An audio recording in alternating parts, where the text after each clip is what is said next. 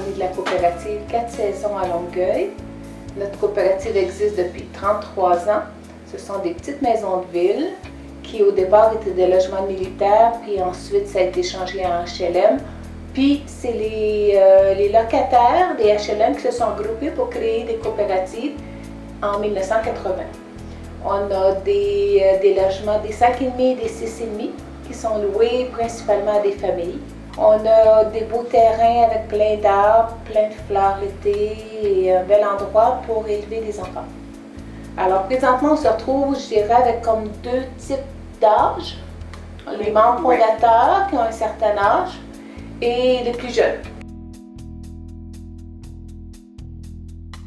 En septembre 2009, si je me souviens bien, on a changé notre régie interne, on l'a améliorée.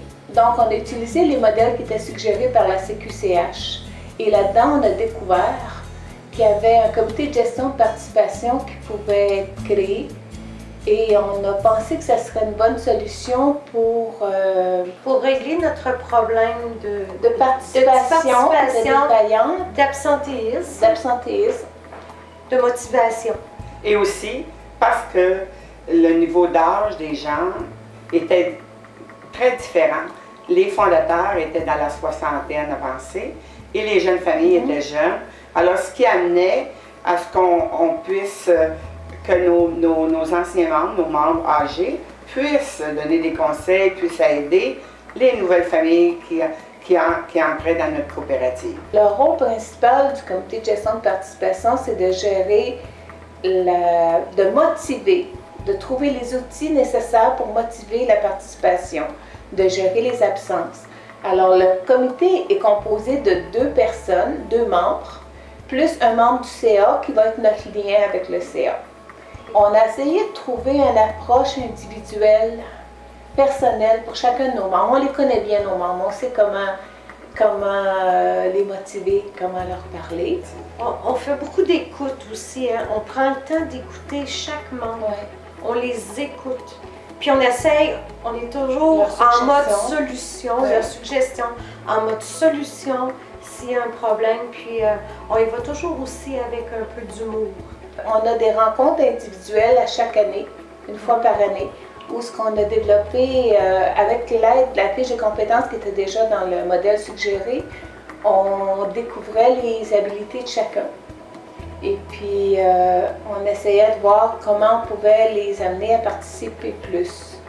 Dans ces fiches de compétences-là, entre autres, on avait une ouverture pour savoir qu'est-ce qu'ils pourraient faire d'autre, ce qui ouvrait la porte à de la formation. Parce que dans notre contrat de membre aussi, depuis septembre 2009, dans notre contrat de membre, on s'engage à avoir de la formation. Alice a monté un cartable avec des pochettes individuelles pour chaque membre, ce qui nous aide à faire notre suivi. On sait quelle formation le membre a suivi par le passé.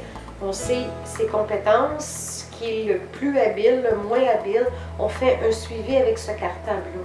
Et puis je pense que ce qu'on a établi qui était assurément un bon coup pour nous autres, c'était le système de mentorat. Oui. Parce que le mentorat, on a essayé de trouver des affinités entre les aînés et le plus jeune. Et puis, on demandait à l'aîné d'être le mentor du plus jeune. Alors, ça valorisait vraiment le rôle de chacun. Ça permettait au nouveau de vraiment s'intégrer, d'apprendre des nouvelles choses, et puis à l'aîné d'avoir un rôle important à jouer aussi. Ça fait 2 ans qu'on n'a plus 3 ans d'absence. Oui, effectivement. À l'Assemblée générale annuelle, on n'a plus d'absence. Puis au Corvée non plus, on a besoin d'aller chercher les gens. On a cogné aux portes. Les gens qui sont allés suivre des formations, en général, nous donnaient des bons commentaires.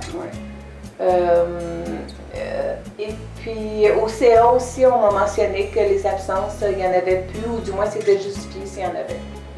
En recevant les gens un à un, ils étaient plus libres d'exprimer qu'est-ce qu'ils aimeraient faire, qu'est-ce qu'ils aimeraient donner, quelles sont leurs habilités.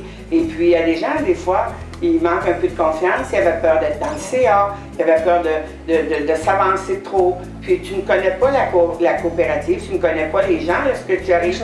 Mais quand tu rencontres des gens comme ça, un à un, tu t'aperçois que les gens sont ouverts, qui sont prêts à donner, puis en leur donnant des outils pour qu'ils participent, c'est très facile à ce moment-là. Ça leur donne confiance, puis ils voient que même s'ils sont jeunes, même s'ils sont nouveaux, ils sont aussi importants que les gens qui sont ici depuis longtemps.